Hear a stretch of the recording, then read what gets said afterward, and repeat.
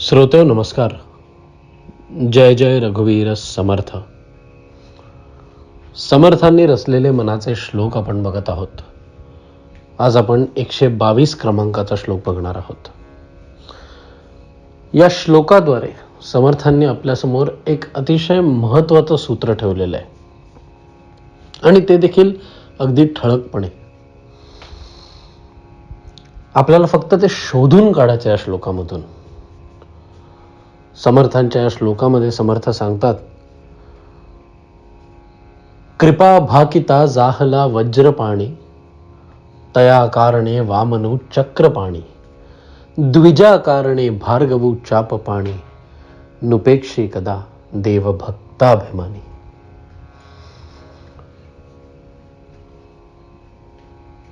श्रोते, एक गोष्ट तर नक्की, तर त्या परब्रह्माला जर काही करायचं आहे तर त्याला आपल्याला त्याच्यापर्यंत पोचण्याचा फेअर चान्स द्यायचा आहे. आणि त्यासाठी महत्त्वाचं आहे या प्रकृतीचं, या ब्रह्मांडाचं, या जगाचं संतुलन कायम ठेवणं. आणि जेव्हा जेव्हा ते संतुलन बिघडतं तेव्हा तेव्हा तो प्रकट होतो. यदा यदा हि धर्मस्य ग्लानिर्भवति भारत. पण तो प्रकट होण्यासाठी मात्र एक निमित्त त्याला लागतं आणि ते निमित्त देतं एका भक्ताची हाक. पण भक्त होण्यासाठी भक्त होणं एवढं सोपं नाहीये. भक्त होण्यासाठी आपल्याला बुद्धीच्याही पलीकडे जावं लागतं. या लौकिक या जगामध्ये आज बुद्धीला महत्त्व आहे, किंमत आहे. कोण किती तर्क वितर्क वापरू शकतं, कोण बुद्धीने षड्यंत्र रचू शकतात, याला आज खूप महत्त्व आहे. पण त्या बुद्धीचं शाश्वत मूल्य किती, तर खरं तर फार नाही. कारण का परमार्थामध्ये या बुद्धीने केलेले खेळ, या बुद्धीने केलेला विचार, या बुद्धीने समजलेल्या गोष्टी कितीही उमजलं, कितीही आकळलं तरीही या बुद्धीची क्षमता असते, त्याच्या पलीकडे आपण जाऊ शकत नाही. तर जर खरंच एका भक्ताच्या कामी येतं, जर भक्ताचं एक निकष ठरवणारं असतं तर ते म्हणजे शरणागती. हेच समर्थ आपल्याला या श्लोकातनं सांगतात. या श्लोकाचे 2 भाग आहेत, विष्णूचा 5वा अवतार आणि 6वा अवतार. मला असं वाटतं की आज आपण फक्त 5वाच अवतार कव्हर करू शकू. कथा अतिशय साधी सरळ आहे आणि तेवढीच सुंदर आहे. समुद्र मंथनामध्ये काय झालं आपल्याला माहितीच आहे. विष्णूंनी मोहिनी रूप धारण केलं आणि देवांना जिंकून दिलं. असुर असल्यामुळे हारल्यानंतर बेचैनच राहिले आणि त्यांचा राजा बली हा त्यांच्या गुरुकडे गेला, शुक्राचार्याकडे निवेदन केलं की आता पुढचा मार्ग काय असावा. तेव्हा त्यांनी त्याला सांगितलं की महाअभिषेक विश्वजित यज्ञ हे करायला लागेल. बलीने ते यथासांग पार पाडलं आणि तेव्हा त्याला एक सोन्याचा रथ प्राप्त झाला, ज्याचे घोडे हे अतिशय वेगवान, मनोजवम मारुततुल्य वेगम असे. त्याचबरोबर त्याला अनेक दैवी शस्त्र प्राप्त झाले आणि या सगळ्या शस्त्रांच्या बळावर त्यांनी इंद्राला हरवून टाकलं. मात्र आता त्याला अजून काय हवं होतं. त्याचं समाधान फक्त इंद्राला हरवून नव्हतं, त्याला आता इंद्रपद हवं होतं. आपल्या इंद्रपदामुळे या विश्वाचा सम्राट, अख्ख्या विश्वाचा ऐश्वर्य, all the riches of the world हे त्याच्या चरणामध्ये.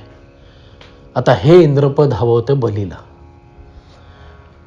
त्यांनी परत आपल्या गुरूंना विचारलं आणि शुक्राचार्यांनी मग सांगितलं की ह्यासाठी तुला हे जे यज्ञ आहेत हे सातत्याने सुरू ठेवायला लागतील. तेवढंच नाही तर गरिबांची मदत करायला लागेल आणि ब्राह्मणांची मदत करायला लागेल. बलीला हे पटलं आणि त्यांनी 100 यज्ञ करायचा संकल्प केला. हे सगळं इंद्राला जेव्हा कळलं तेव्हा मात्र तो घाबरला. साहजिक आहे, आता इंद्रपद जाणार की काय. माणसाला भीती कधी वाटते, जेव्हा कुठल्याही गोष्टीबरोबर आसक्ती त्याची जमलेली आहे आणि आता ती गोष्ट आपल्यापासून हिसकावून जाते की काय, हिसकावून नेली जाते की काय, यामुळे होते भीती. मग ती कुठली गोष्ट असेल, पदार्थ असेल, व्यक्ती असेल, कुठली पदवी असेल, किंवा मग आपला जीव का नसेल. स्वार्थापोटी होते आसक्ती, आणि आसक्ती झालेली गोष्ट आता आपल्याकडनं हिसकावून नेली जाणार, यातनं उद्भवते भीती. इंद्र भयभीत झाला आणि तो गेला आपल्या गुरूंकडे, बृहस्पतींकडे. आणि बृहस्पतींनी मग त्याला पुढे पाठवलं त्याच्याकडे ज्यांनी हे इंद्रपद घडवलेलं आहे. कोण आहे तो? अर्थात जगी द्वादशादित्य हे रुद्र 11, असंख्यात संख्या करी कोण शकरा. कोणी घडवले ते इंद्रपद? तोच तो एक. आणि या स्वार्थापोटी हा देवांचा राजा इंद्र, हा अहंकारी राजा, हा उपासनेत बसला. पण जरीही तो स्वार्थापोटी बसलाय, परिणाम काय झाला? जसा वाल्याचा वाल्मिकी झाला, जसा तो अजामेळ आपल्या नारायण नावाच्या पुत्राचं नाव घेत घेत घेत घेत बदलून गेला, तसंच इंद्र स्वार्थापोटी उपासनेला बसला आणि स्वतःलाच हरवून गेला. त्या इंद्रा पदासाठी बसला, पण तो मी इंद्र आहे हेच विसरून गेला. आणि तेव्हा ते विष्णू प्रसन्न झाले. अर्थात श्रोतेहो, हे जेवढं आपल्याला वाटतं तेवढं सोपं नाही आहे. जेवढं ऐकू येतं तेवढं सोपं नाही आहे. आपला अहंकार टाकणं ही एक प्रचंड अवघड गोष्ट आहे.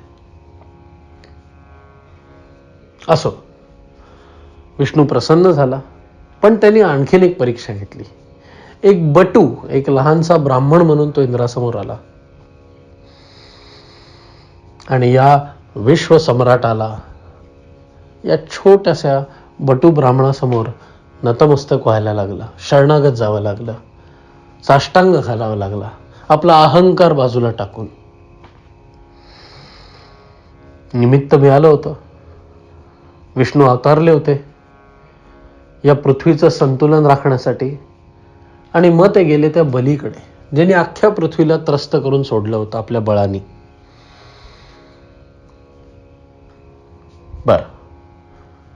बलीकडे पोचताच त्याला दिसलं की गरिबाची मदत करायची, ब्राह्मणाची मदत करायची, आणि समोर आले आहेत एक गरीब ब्राह्मण.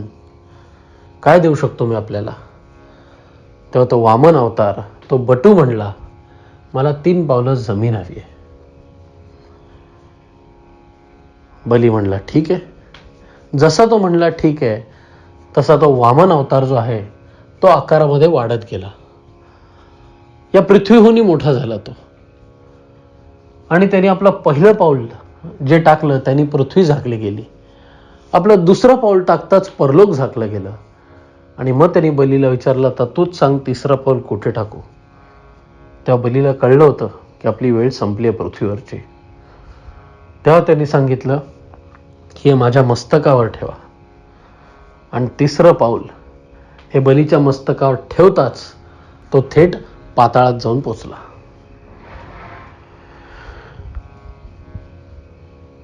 आता ही कथा जी आहे, यातनं आपल्याला हे समजतं की आपल्या भक्तासाठी धावून या पृथ्वीचं संरक्षण, या पृथ्वीचं संतुलन देखील पाळलं गेलं. पण एवढंच आहे का श्रोते? आपल्याला ही गोष्ट देखील जाणून घ्यायला हवी की हा बली जो आहे हा कोणाचा नातू? हा महाभक्त प्रल्हादाचा नातू, ज्याच्याबद्दल आपण मागच्या श्लोकामध्ये बोललो.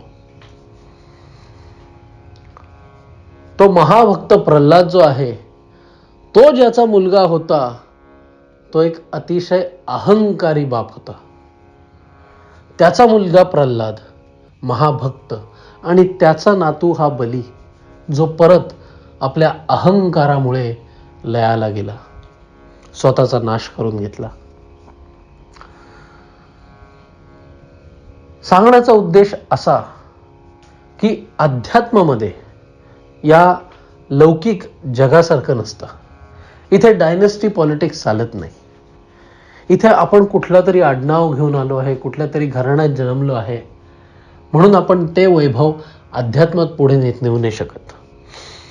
आपले वडील, आपले आजोबा कितीही मोठे संत महात्मे असले तरी ते कर्म जर आपल्यात उतरले नसतील, ते आपल्या हातातनं होणार नसतील, तर मग अध्यात्मात आपण खूप काही अपेक्षा केली नाही हवी. याच उलट आपले वडील, आपले पूर्वज ते कितीही मोठे पापी का नसतील, तर ही अध्यात्मात we get our fair chance.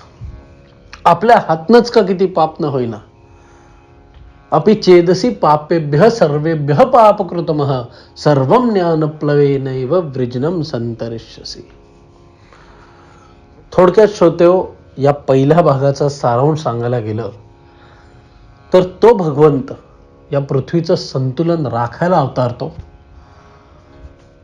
हे करण्यासाठी त्याला एक निमित्त लागतं, एका त्रासाळलेल्या भक्ताची हाक लागते आणि तो येणारच.